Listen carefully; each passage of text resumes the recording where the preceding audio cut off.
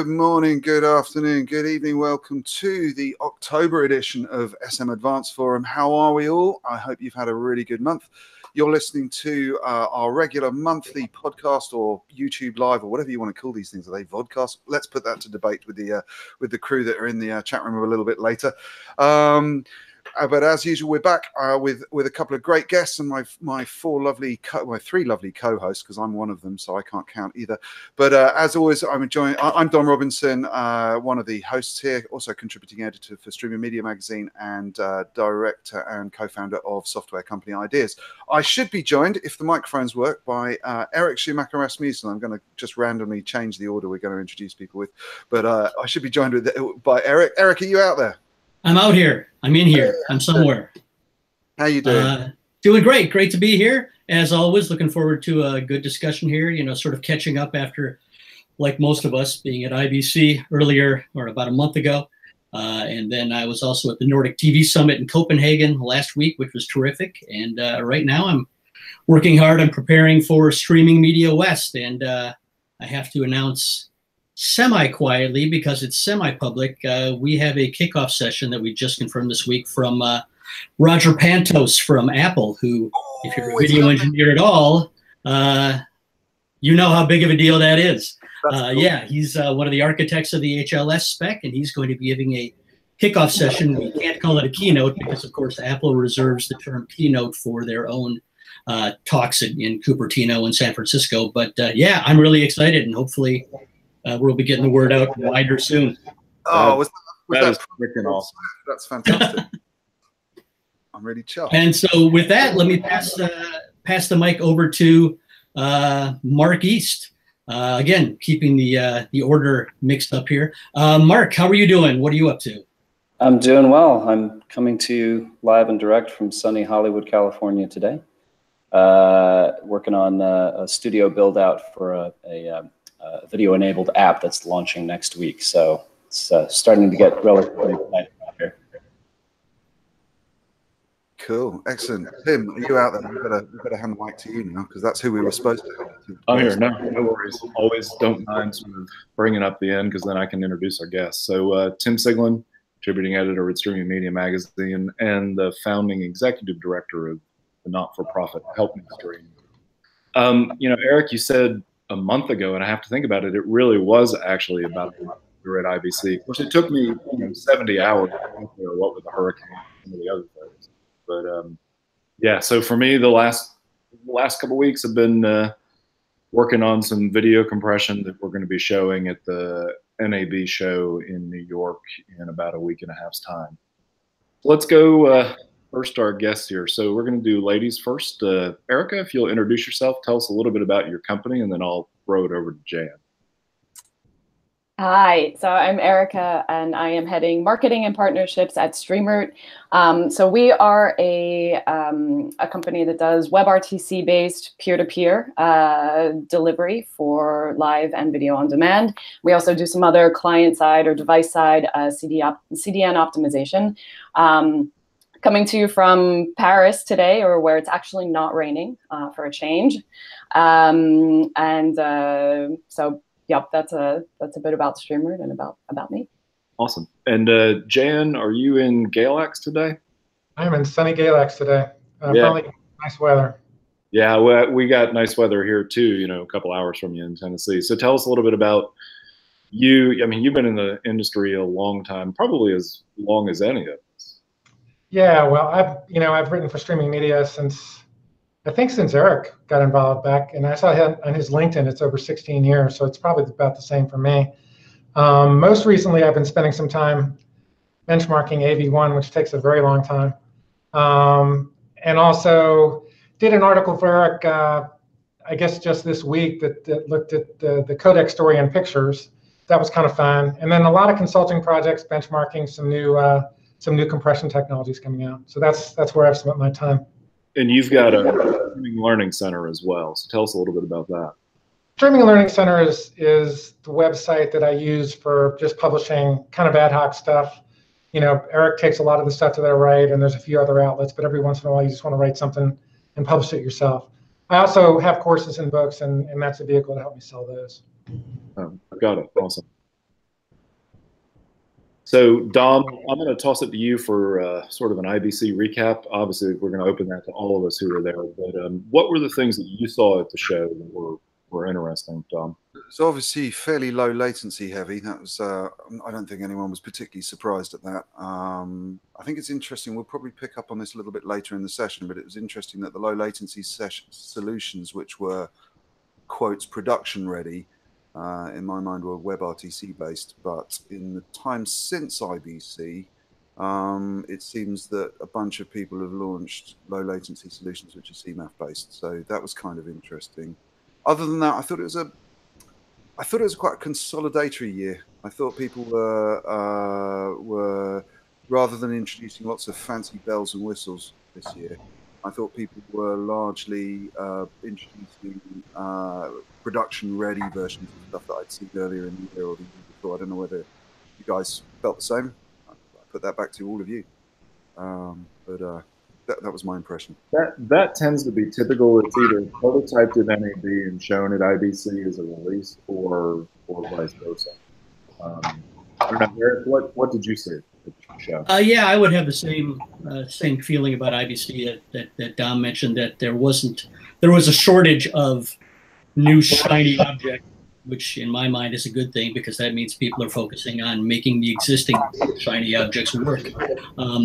You talk about a topic that was top of mind for a lot of people. Of course, AI, or as Dom wrote in an upcoming column, AI driven, was on almost every vendor's stand, whether it's actually AI or not, which is exactly what Dom wrote about. And it's of course hard to separate the hype from the reality there. But yeah, I would agree with your assessment. Now, Mark, you were not at IBC, right? That is correct. Okay.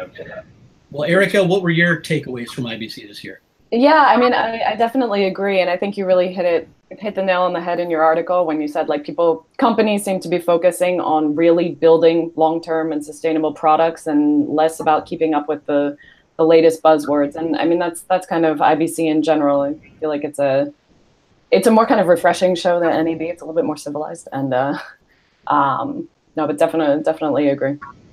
Yeah, I like that point there, Erica. It is civilized. I mean, that's one of the things I love about trade shows in Europe, is you can actually sit and talk with people. Yeah. As opposed to them assessing, either sending you a booth babe who has no idea what's going on, or assessing you within 30 seconds and deciding you're not worth talking about. Yeah, and the conversations are much more substantive. I have less the impression that people are just kind of there to fill out their meeting quotas and do their technology rounds a little bit. So. And when they build in a cafe with an espresso machine into the booth, you know that there's a much more back vibe than that's going to. I know. So you mentioned. Sorry. No, I was going to say so low latency definitely reared its head on a lot of stands. I was quite impressed by I think the most mature that I saw was Limelight's. Limelight's low latency solution was interesting. It was different from other things that I've seen. It wasn't just about shortened IDR, shortened GOP lengths. It was actually trying to do some different stuff with WebRTC. That was pretty solid. Harmonic had some reasonably interesting stuff as well. I thought it did make me smile slightly wryly that Ericsson had rebranded to Medium Kind. I hadn't picked that up before. It wasn't the brand that I'd have chosen, but like that. But yeah, it was interesting to see who's moving around the floor and who's making changes. So there's a bunch of WebRTC-based low latency solutions out there. Do you feel that Limelight has solved the problem of scale at this point? Did you get an idea for that? I got the impression that they were confident they could scale. Yeah, I don't know that anyone's had an event big enough to claim that they can scale yet. Being a stickler, I certainly haven't seen a sporting event carried on WebRTC that's running into the hundreds of thousands or millions of users yet. I mean, we should take a step back maybe and describe what we mean by low latency, because I mean, are we talking 45 seconds to 6 seconds, or 6 seconds to 3 seconds, or 3 seconds to sub 1 second? For me, it's 3 to 1 and below. Really.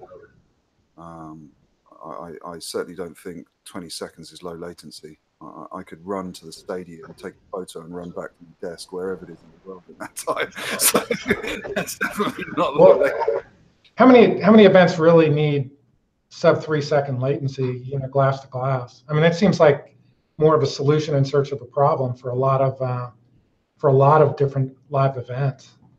Yeah, I would agree with that. I think I am a bit of a cynic when it comes to that old adage about people hearing people next door cheering for a goal beforehand, because I just don't believe that anyone's actually really done that. I think a lot of people tell people that they've had that experience, but I don't actually believe that anyone's actually really. But what does happen, Dom? What does happen, and this happened to me just earlier this week, as I was watching the Milwaukee Brewers game. I was watching it on Hulu, and I would get notifications about a run scored, several seconds before I'd actually see the play.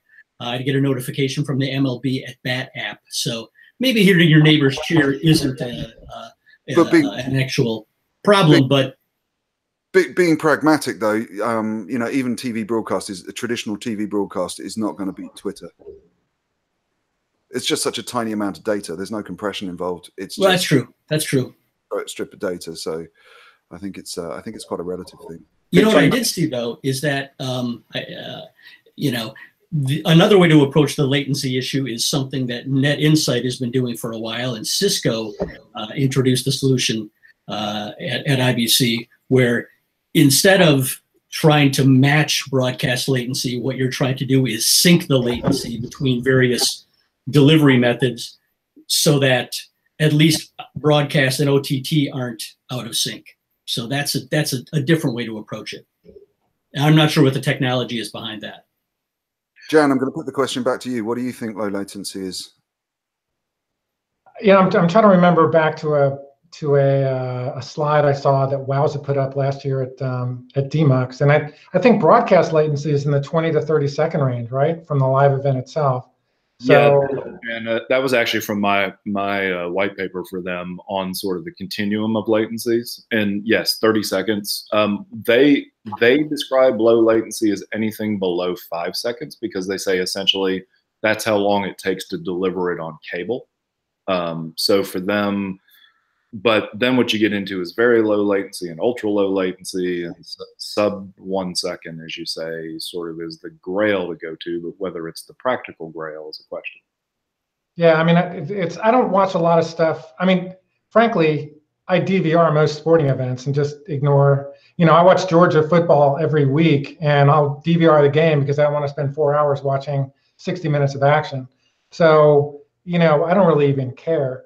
I know there's a lot of live events where that, and a lot of people who aren't like that, but still, I mean, if you're talking the difference between 5 seconds and 3 seconds, or 3 seconds and 1 second, I think beyond auctions and some, two-way activities, I just think it's pretty much irrelevant, particularly since what we're used to on the broadcast scale is much slower than that. I think a lot of the companies are trying to gear up for the changes in legislation for betting in the US, though. Over here, low latency is pretty much a big issue.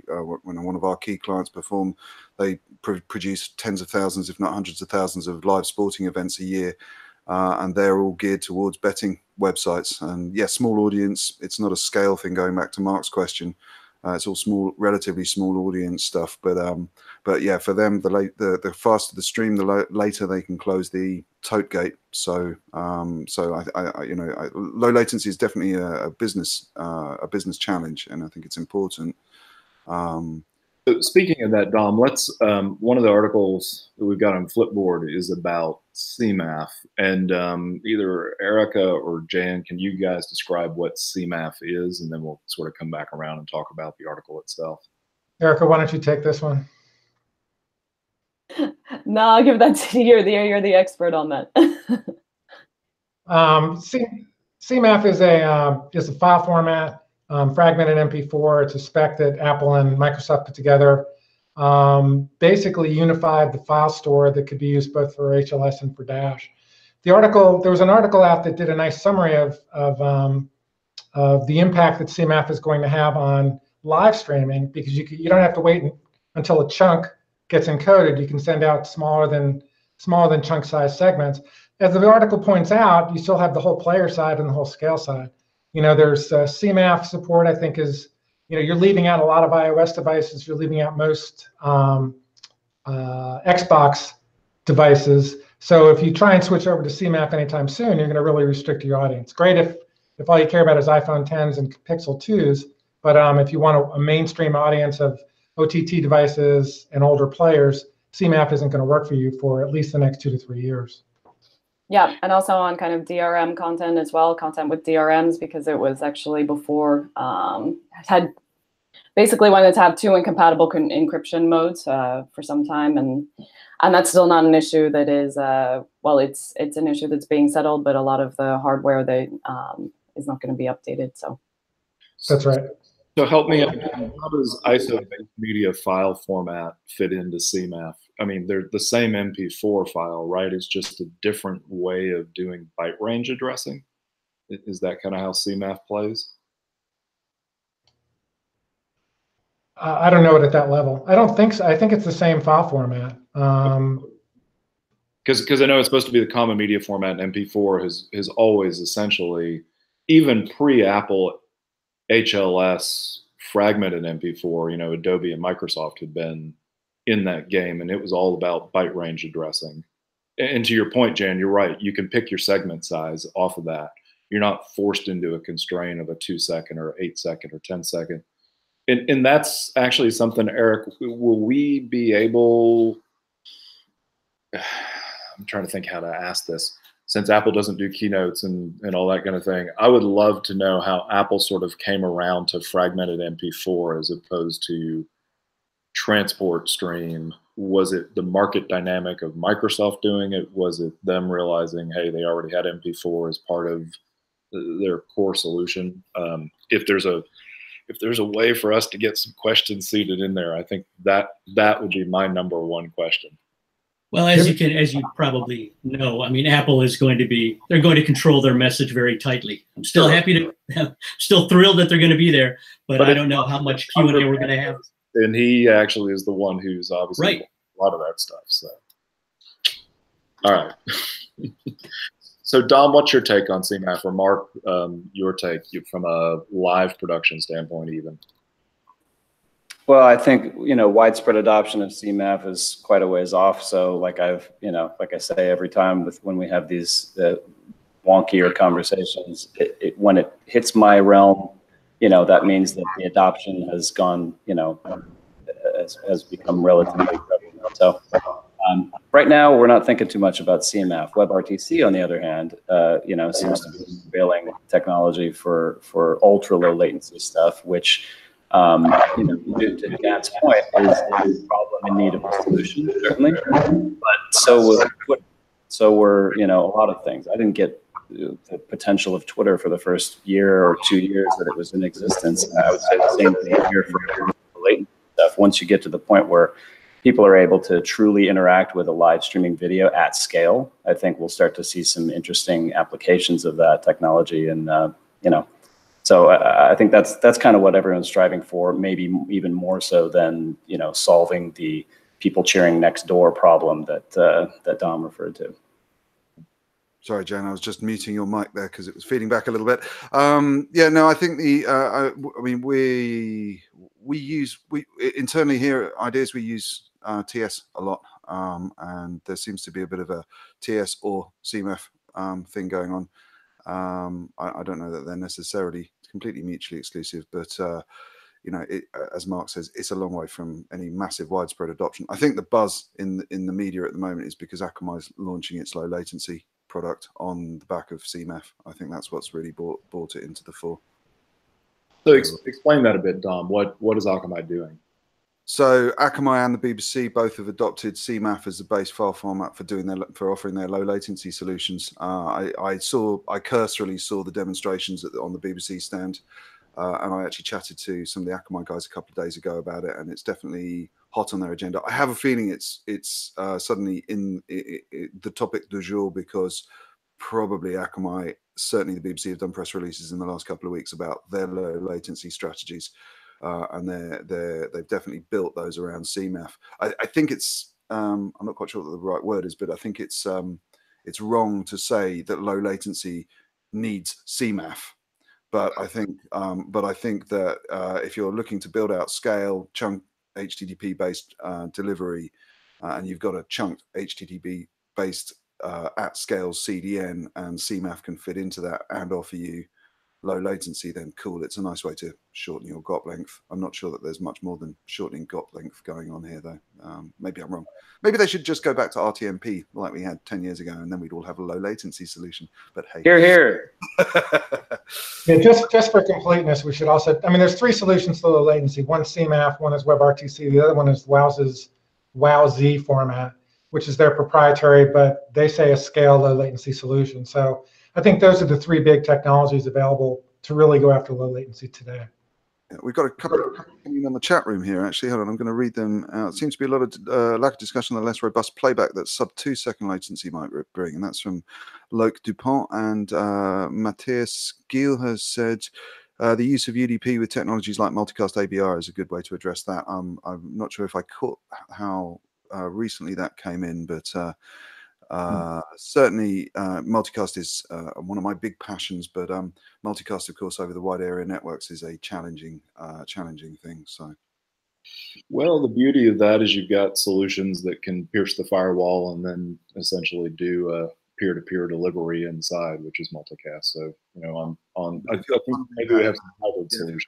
If you're tunneling that in something that's doing a handshake, anyway, let's not go into that right now. Let's not go into that right now. All right, well, you mentioned BBC, so let's segue real quick to something Jan mentioned, AV1, and I think there was a BBC report, Jan, you said that came out about AV1. So tell us a little bit about where you're finding AV1 sits at the moment.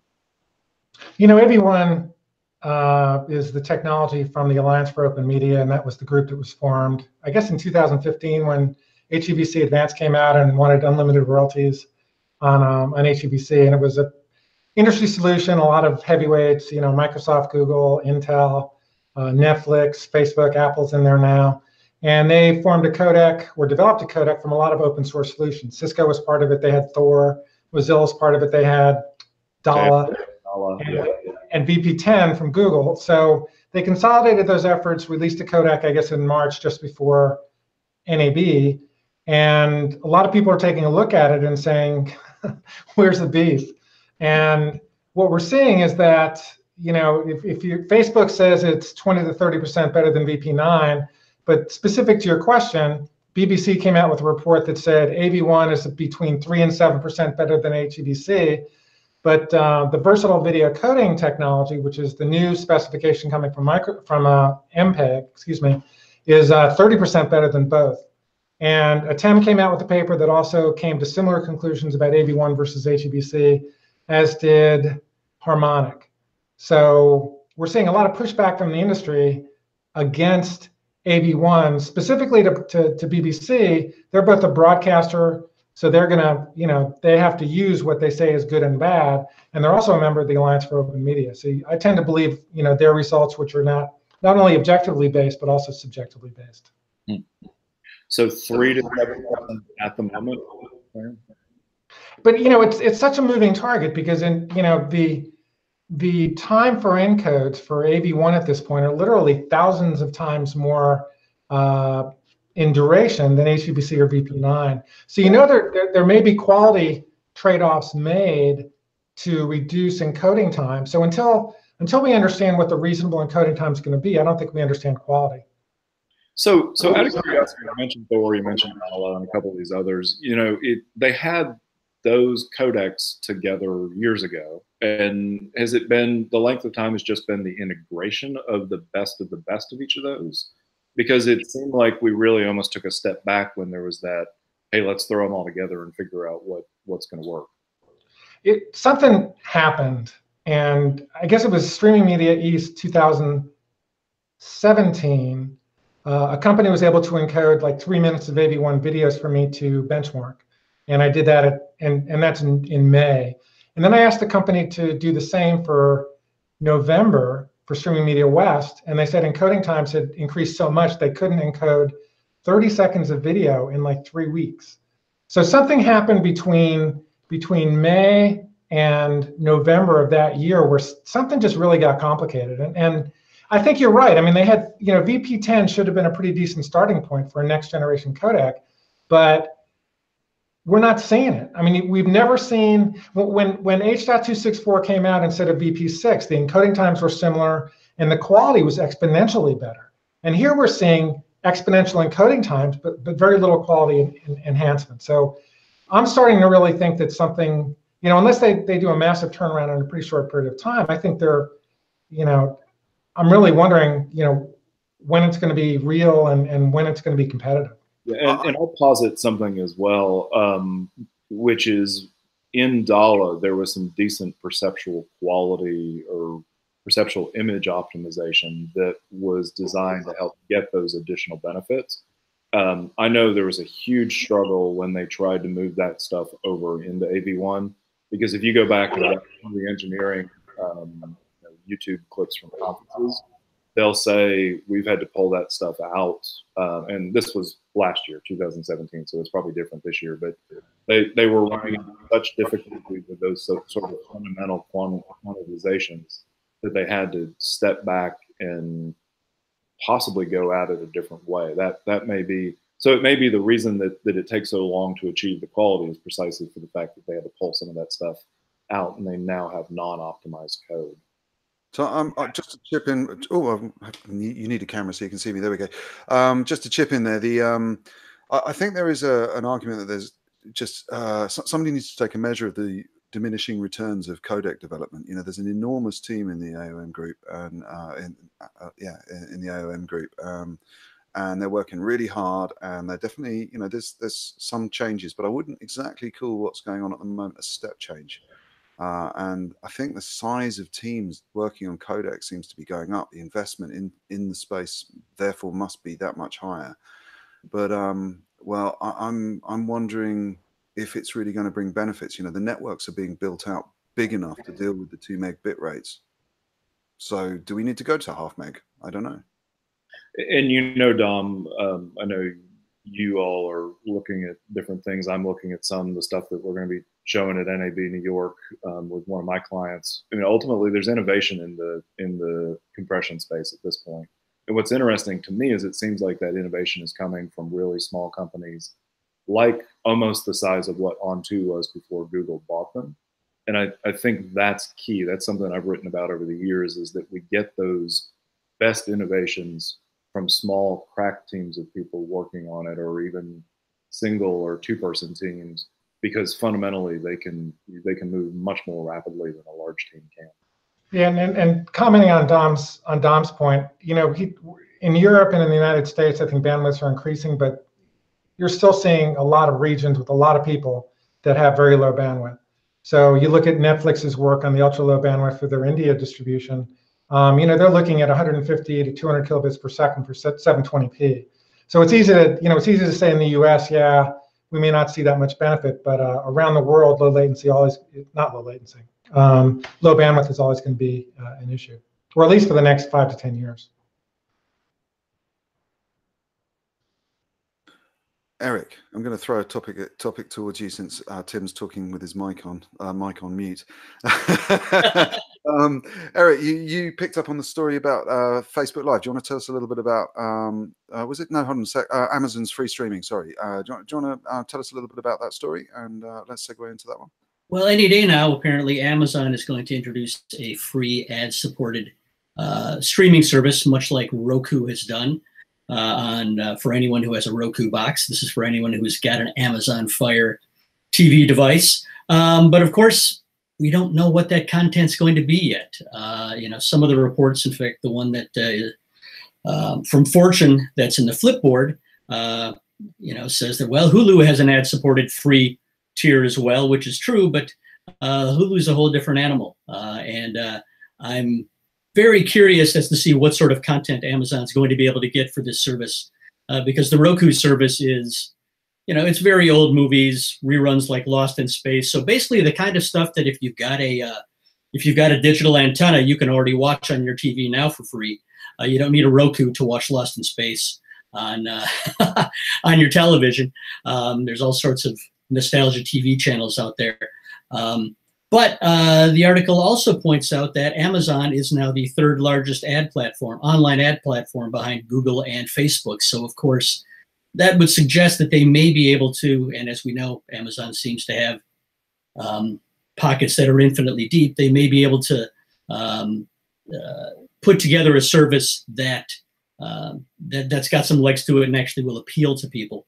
But I think that segues into something we were talking about. You know, I don't know if anyone else has any comments on Amazon in particular. Maybe maybe not. But I do know that before we went live, we were all talking about the glut of choices that are facing cord cutters or cord shavers, and what the implications are, and how to go about choosing a service. And so I thought maybe we could use this as a launching pad to talk about that. And I'm going to point the finger back at Jan.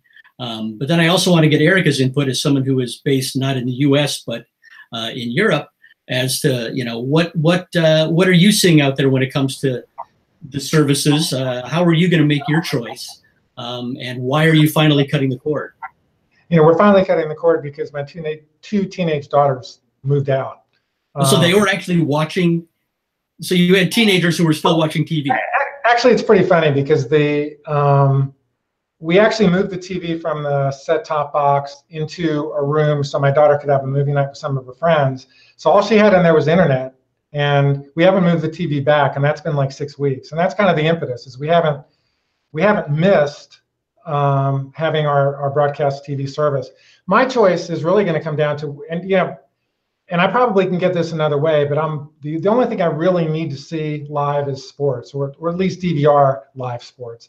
So for me, it's going to be sports first, then kind of hit the highlights that my wife wants. You know, there's a couple of channels that, you know, she needs HBO, she needs the History Channel, and then beyond that, we don't really watch a lot. Most of it is Prime, or in particular Netflix. So you know, I was going to ask the question. I really want to hear what other people, you know, what they're looking at in terms of their alternatives, and what they see as the differentiating points. It's your anti-aging cream, Jan. You're becoming a millennial. You'll be buying a vape next.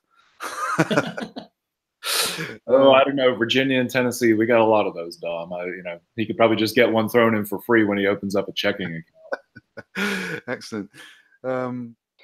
Yeah, and I mean, as an American living abroad, living abroad for the last 8 years now, I have had a lot of trouble getting access to American content in France, legally getting access to American content in France. I think that's improving, and especially as you know, a lot of these platforms are doing their own content now, and there aren't the kind of licensing and those rights issues. It's kind of being absorbed by the fact that they're doing a lot of their own content.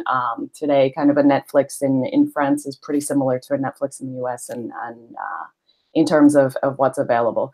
But and in France as well, just in terms of kind of there's a proliferation of different platforms and tons of choice, and whether it be from traditional media companies, traditional television companies, or the Netflix and HBO, et cetera, et cetera. Amazon Prime is big. I think key to this will be how the rights deals work out. You know, at the moment there seems to be a trend to put the walls back up, and I think if you're going to have 30 different services to get the broad range of content you like, you're stuffed. You're going to be spending more than you were on your traditional cable TV broadcast with 300 channels of nothing you wanted to watch, but at least there was always something, if you sort of mean. Now I think we've sort of gone into these little rabbit holes of Netflix and Amazon. I mean, I've been an Amazon Prime subscriber for years, and to be honest, I still can't fathom out how to use their video service. It doesn't work for me. I'm not comfortable with it. It's always Netflix. It's interesting that you say that, Dom, because I mean, I think a lot of us were Amazon Prime shipping customers. We got the video for free, but we were still Netflix customers at that point. Or for you, you have iPlayer as well. Yeah. There is good content on the Amazon, you know, on Amazon's Prime, but so often what happens is if you go to search for something, it prompts you to buy the movie to watch, and that's just highly frustrating. And I can't work out how to do the purchases. It's just, it's like, I don't want to go and get another device to do my purchase. I can't do it through my Apple TV. And you know, we've got Roku and Apple TV here, and we've had them. We've been cord cut for, I don't know, 5-6 years or something. And we just default back to Netflix. There's always a box set we want to watch there, so we're pretty homed in. I do think, wow, it would be really nice to have a broad range of, as all the Disney content's drifting away from Netflix, it would be nice to have that back to an extent. But the kids are growing up; they're getting into stuff that's on Netflix, and we can always find something we want to watch. I haven't been motivated to take out multiple subscriptions, and I have this subscription with Amazon Prime, which I'm not really getting the benefits from. Eric, you were talking about Amazon a minute or two ago. I did want to ask you, just broadly, what do you guys find? How are you guys finding the Amazon proposition? They just don't seem to, in my mind, they don't seem to quite be getting it right, and I can't quite work out why. It doesn't float my boat in the way that Netflix does. It doesn't work functionally in the same way that iTunes does.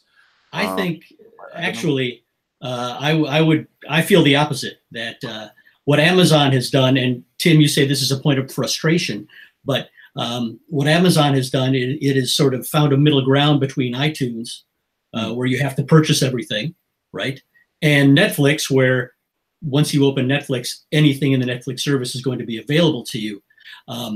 You talked about your kids getting a bit older, Dom. Let's say the Marvel movies. When Black Panther has come to digital video, we want to watch that. We can go to Amazon and know that we're not going to be able to get it as part of our Prime subscription there, but we can rent it from Amazon if we want, or purchase it from Amazon if we want.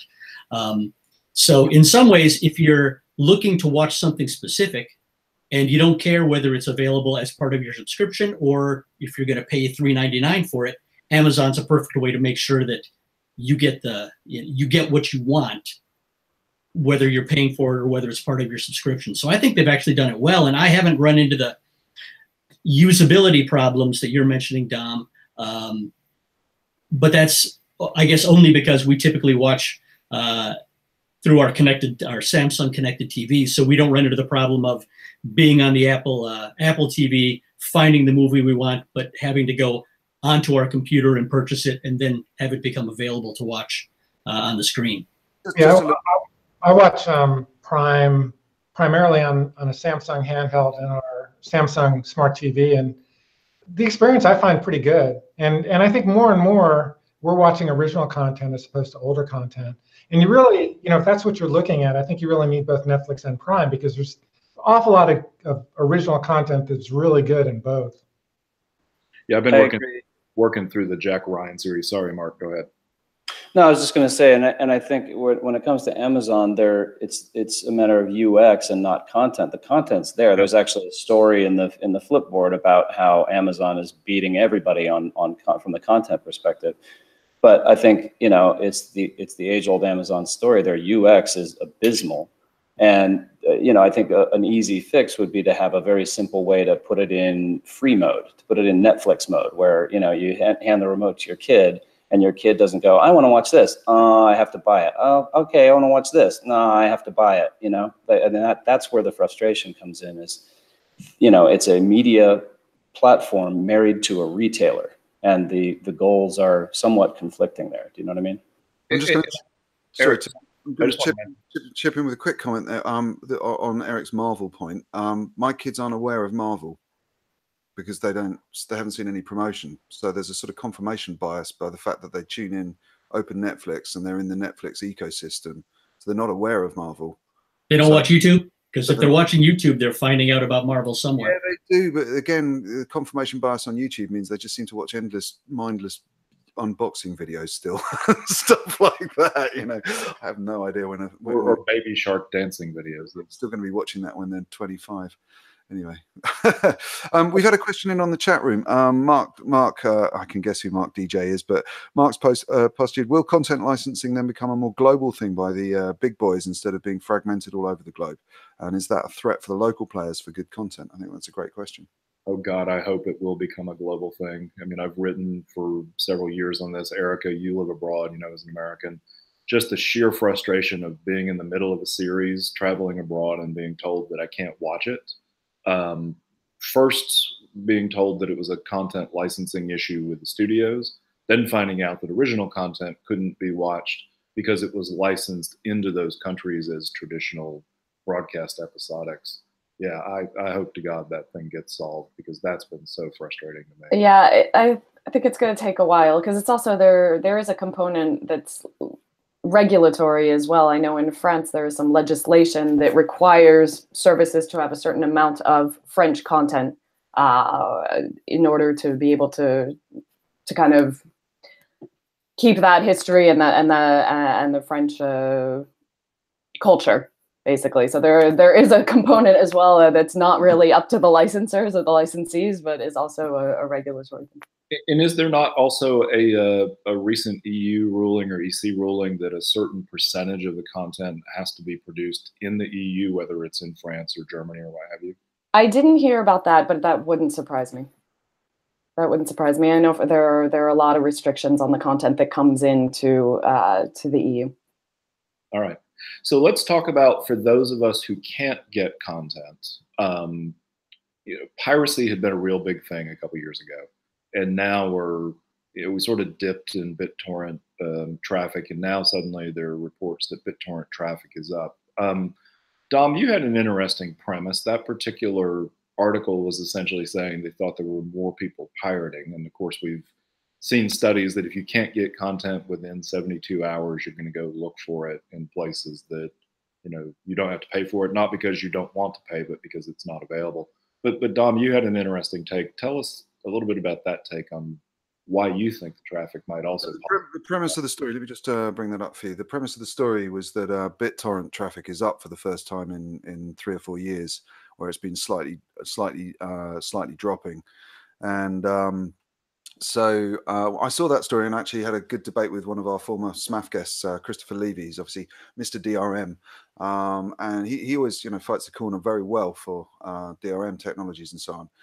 He was cynical that this was happening at all, and it made me stop and check myself. And it occurred to me that what may be happening on BitTorrent is not that the volume of individual fixations, if you like, or whatever they call them now, individual units of piracy is going up, that there's more films being pirated. But even if that's dropping, it might be that now people are pirating content at higher resolution and higher bitrate. Maybe this is a Jan comment, I don't know. But if 3-4 years ago, all the content you could pirate was 1080p, and now somehow, rather than just screen camming it, which obviously is trivial to do, people are actually downloading the files and versioning the files, or just pumping the files out onto P2P networks or whatever their platform of piracy of choices, that maybe they're doing that with 4K video now, or maybe some perverse weird people are doing it with UHD and 8K content. But it would only take one 4K video would, broadly speaking, would be 4 1080p videos.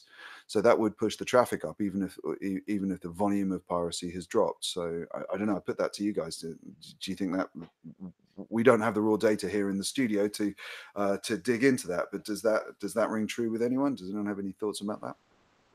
First of all, I think the article assumes a lot. It's basically a pull quote from one guy, assuming that the rise in traffic is due to the rise in the number of SVOD services available out there. And I'm not sure if that's true, and I don't think there's anything in the article that really supports that. But I wouldn't doubt it.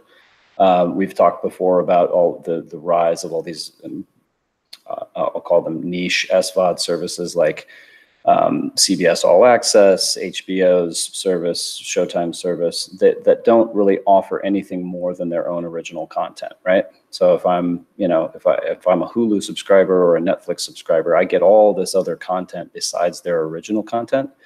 But if I'm, if I want to watch Star Trek Discovery, I think that's the name of the series, right? I'm am I going to pay $10 a month just to watch that one show on CBS All Access, or am I maybe going to go BitTorrent it? I think that's the key here. Is if you were able to packet sniff what people were actually torrenting, it's probably that content more so than the original programming from Hulu or Netflix or Amazon Prime. But that's conjecture on my part. That's an interesting point, Mark. I mean, I guess the question we talked about, if you needed multiple services to be able to consume the content that all your colleagues are consuming, would it be worth torrenting just original content, or would it still have to be sort of mass content like broadcast? That's actually a really interesting point.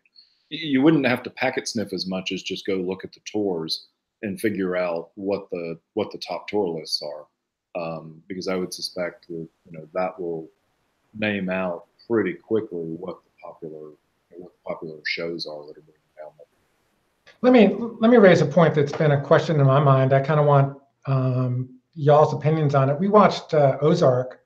We kind of binged it over the last couple of weeks, and I was really stunned at the quality of the production. And I'm wondering if we're seeing HDR come in and really have an impact. And I think that might have an impact on what you might want to download, as well as which services you want to watch. I mean, some of the new series that are being filmed by both Amazon and the LA Cop show. Gosh, that's a phenomenal. It's fabulous, and Ozark. I mean, I was just stunned, and you can see some of the luminance switches as new metadata comes in, or at least I think that's what I'm seeing. So I'm wondering, what are we seeing in terms of HDR, and is it finally having the impact on the quality that we're seeing on some of these 4K devices? I wonder if it's early days on that. Jen, are you using an Apple TV 4K, or you said you're using the Samsung, right? We're using the Samsung. Okay. And Apple TV, the 4K just got Atmos support a couple weeks ago, well, 2 weeks ago officially. So that will be certainly an area to look and see whether that trend will continue. To me, what I'm seeing is we're getting more of the range of what the content was originally designed to look like. So if you went to a cinema and saw it in DCI, you'd get that same quality level that we're finally getting on streaming. And I wonder if it'd be interesting to find out if it's just that they're going back and re-encoding those here as HDR becomes available, and suddenly, like you say, we're getting that pop in terms of the quality of content. Well, it's not just re-encoding. I mean, you have to produce it all the way through. But has anybody else seen Ozark, and has anybody else noticing the quality? Or is it just me? No, the quality. Yeah, the quality of everything from the writing and the acting to the production is definitely a noticeable step up from a lot of the other series I've seen on both Netflix and Prime.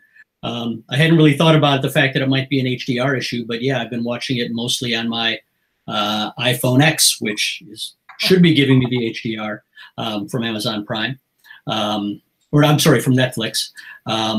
But it also makes me reflect on the fact that when getting back to the whole notion about what services are you going to choose, there have been times where we will decide to watch a movie on a particular service because the picture tends to be better on that service.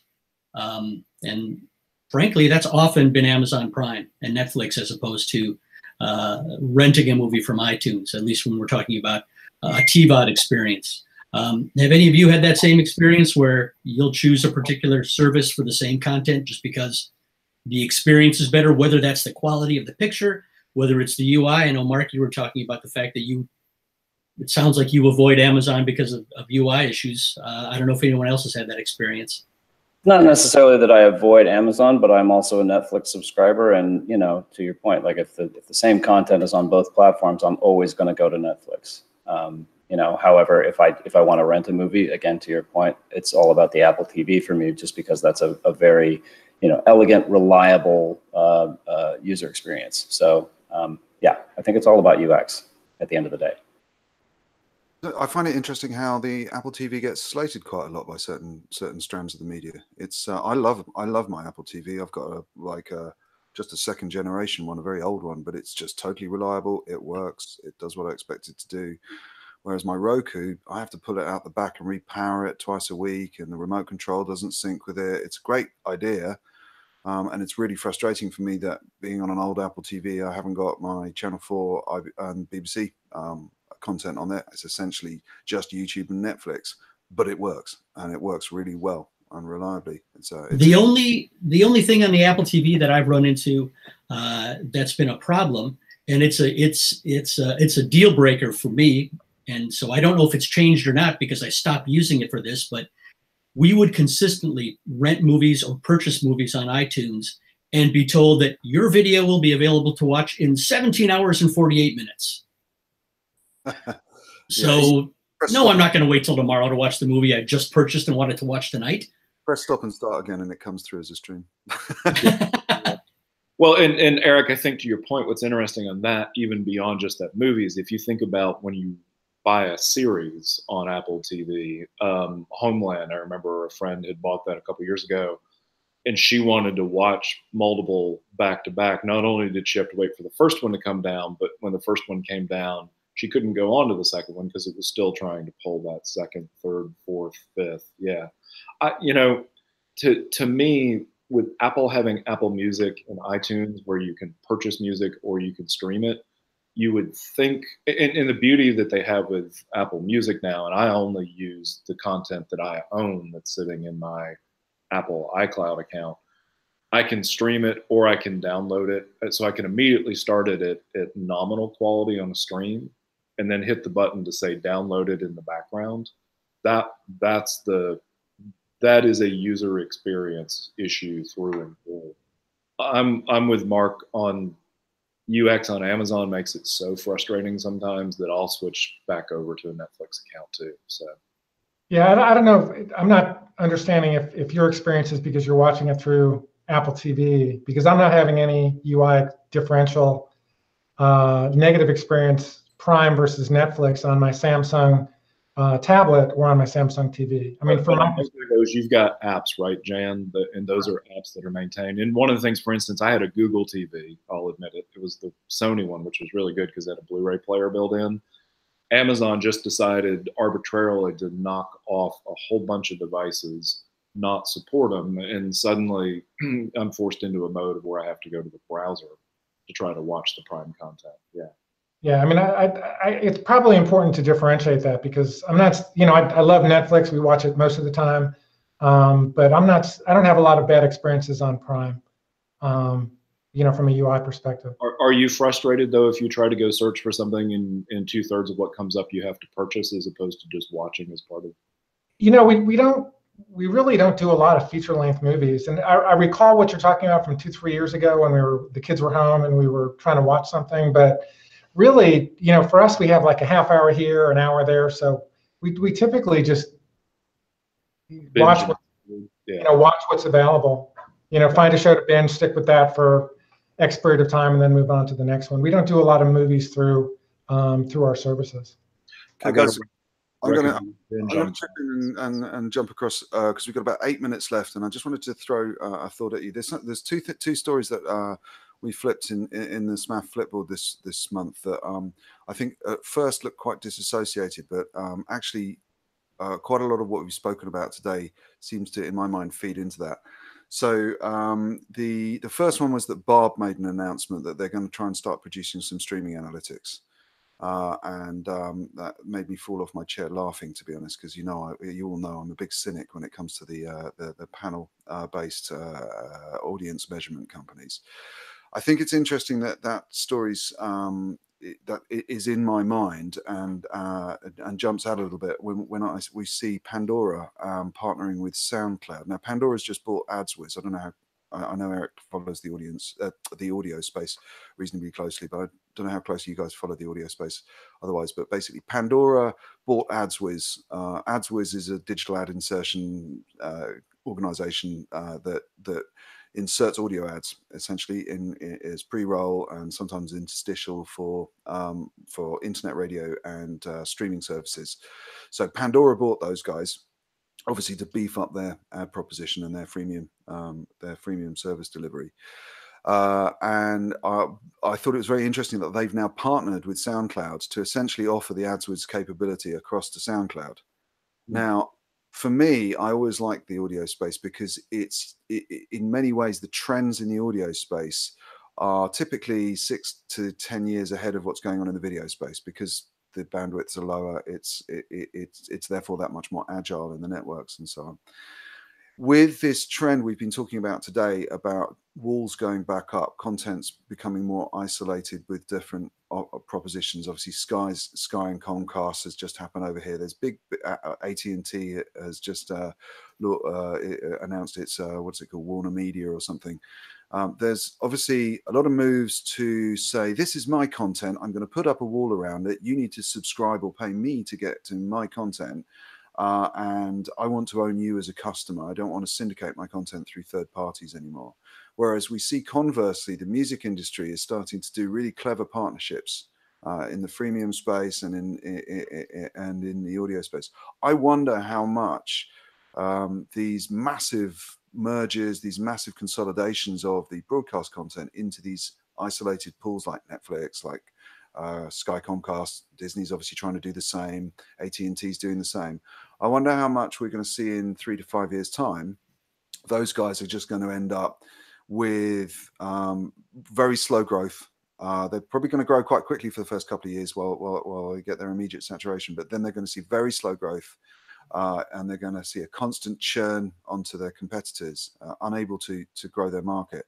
And then we'll see them all revert into a syndication model. We're going to see somebody like a Movie Pass or something like that. It's going to start selling a single pass, which gets you into Netflix and Amazon and Comcast and whatever the different services are. I just wanted to throw that out there because you start seeing Barb wanting to do audience measurement, but really, what's it telling anyone? If you've got a subscriber service, you really don't need audience measurement. You've got your audience measurement. You can count your subscribers by looking at the pounds in your or the dollars in your bank account. So I think there's some confusion still in the video space as to where they're going with this. So I wanted to just put that out there. So what's Barb? I'm sorry.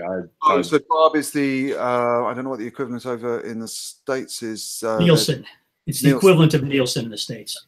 So it's the ad rating or something. So basically, I can be really nasty about it. It's a cartel formed between the TV broadcasters and the advertising agencies to produce a load of crap figures, so that advertisers pour more money into the TV industry, and they all pretend that they've got huge audiences. Where actually, when you've ever delivered any of their services on a streaming platform, you know that their audiences are fractional compared with what the Barb and Nielsen and Radar figures are. So, so yeah, traditional panel measurement companies are trying to get into the streaming space to save their necks, as people realize that the data they've been putting out for years is just flawed fundamentally. So Eric and Jan, well, and I guess Mark too, because we've all been in the industry a really long time. I remember back to the original sort of Victoria's Secret streams where, you know, it was claimed it was hundreds of thousands, then millions. And then suddenly when analytics kicked in, it dropped back, you know, into the 50,000, 60,000 range. We have notoriously had a problem in this industry with measurement, even as we've gone out and argued that we are able to measure versus just the panel. Eric, you've been around the music space, so of course Billboard, we talked last time about how sort of those charts are getting gamed by streaming. Are they so disparate between TV measurement and say record measurement and radio airplay that we won't have metrics that actually are consistent across the board from a media consumption standpoint? I mean, if Dom's saying that the harbinger is actually radio or audio and that TV and video follow, are they just too different, I guess, from a measurement standpoint? I don't know if it's that they're just too different. It's just a case. It comes back to the same issue that Dom mentioned with Barb, in that, you know, it's not an independent body, you know, that's making these measurements, and so until and unless, and I don't think it'll ever happen, there's an independent or a truly independent body that can make these measurements. And I don't think that'll happen for any number of reasons. You know, all of these numbers are going to be speculative, I think. Mark, what are your thoughts on that? Well, I mean, I think it's always been a matter of what the metric is. What's the prevailing metric? Are we talking about total viewership? Are we talking about peak concurrent? Are we talking about unique viewers? And what does that mean for, you know, how does that convert into ad dollars and that sort of thing? So it's shocking that we've been doing that. I've been doing this for 19 years. We did our first, you know, I mean, to what Tim mentioned, we did our first Victoria's Secret live stream 18 years ago. And you know, we're still at a point where no one can agree on what the metric needs to be. I find that unusual. I think once we decide what viewership is, you know, on live streaming, you know, everyone will be in agreement, and we can actually start to kind of move the needle a little bit. But here's the question mark: is the fact that we don't agree on it precisely for the fact that it would drive down the number of viewers, which would then drive the ad sales down? I mean, that seemed to me to be what happened in the early days. I thought we were past that, but maybe not. And I feel like we are. I think that the numbers are real, the analytics are real, the metrics are there. They're you know, they're audited numbers. These are, you know, that has been established for years and years and years. But we still can't agree from a you know, an ad buying perspective. We can't agree on what the metric should be. At least you know, from what I've heard. I'm not in the ad buying space. But you know, if I'm laying down money against some live streaming property, I don't know if I'm an executive in that space, I don't know what the necessary metric is. Does anyone else have some perspective on that? I mean, is there any agreement in that space on what metrics mean? Sounds like sorry. Go ahead, Erica. No, but you know, from what I've seen, there isn't that much agreement on that. And you know, what are we talking about? Are we talking about subscribers, active subscribers, audience? You know, what is a video view? What is an ad view? And we've seen in recent cases, even with Facebook, we can measure it. We certainly can measure it, but is the way that we're presenting it, you know, an honest representation of the reality? I mean, you can make numbers do pretty much whatever you want them to do. So from what I've seen, I don't think that we do have an established standard and an agreement on that. Yeah, I think we're still in this place where everyone has their own unique little flavor of you know, what their metrics are. You know, it's peak concurrence, but only successful plays, or it's, you know, there are a number of different ways you can skew the numbers. You know, either way, to make them negative or positive. And so until we come to a kind of a flat landscape and understanding that, you know, there are these three metrics and everyone is talking about them in exactly the same way, I don't think we're going to get there. You know what I mean? Jan? No domain knowledge to add. Okay. Jan, we're going to talk about bit rates. I would add one other thing to what Mark said, and that's Nielsen did try about 2 years ago. They went through this model where they said, you know, we're going to do, instead of 3 days or 5 days, we're going to do 30 days with consumption across the board. What they described was incredibly interesting. The actual implementations for Adobe, Bright Cove, others who tried to implement it were horrific, and they ended up having to step back from that because ultimately understanding what to measure and then doing the technical aspects to actually measure it were two completely different things. Right. Well, guys, we've overrun ever so slightly for the first time ever. Actually, normally we're pinpoint accurate, but this week we've run over by 3 minutes. But that's because there's been so much good conversation this week. So I'm going to call it a wrap. Just before I do, I wanted to make sure you guys are aware. Next month we have Rory McVicker and Sangeeta Ramakrishnan joining us. As always, we have our Women in Streaming Media seat filled. Thank you very much, Erica, for joining us this month. Thanks so much for having me. We look forward to having you back in the probably long distant future now, because the list of guests is building up at a rate of knots. Jan, as always, it's a pleasure to talk about compression with you and other things. He's waving, but you're not seeing it. But if I click on him, then you will. There you go. He's muted himself. Brilliant. It's quiet for once. Excellent. Eric, thank you for announcing your not keynote on SMAF. That was a real privilege for the show. That's awesome. Mark, I hope you're enjoying the weather in San Diego. Oh, you're not there, are you? No, Hollywood. I'm going to go sit in the studio all day. It'll be great. Oh, there you go. Excellent. And Tim, How many decimal I places? think I'm going to have a piece of pie, Dom, given what my shirt says. So. Okay, that's awesome, guys. Thank you for tuning in. Thank you for the comments from Oliver, Mark, Loki, all the people who've been chipping away in the chat room. That's been fantastic. We look forward to that. Do tell your friends. As you know, we're unsponsored and so on. So the more you share the hell out of all our feeds, the better. And of course, you will be able to catch up on this shortly after the show on YouTube, and probably within an hour or so, the podcast of the audio will appear on your iTunes podcatcher. So do join us next month, first Thursday of the month, 5 o'clock UK, 12 o'clock Eastern, and 9 o'clock Pacific, providing that is that the clocks haven't changed by then. I'm not quite sure when the clock changes are, but that always throws things a little bit. Anyway, we've had fun. I hope you've had fun. We'll look forward to seeing you next month. Thanks very much.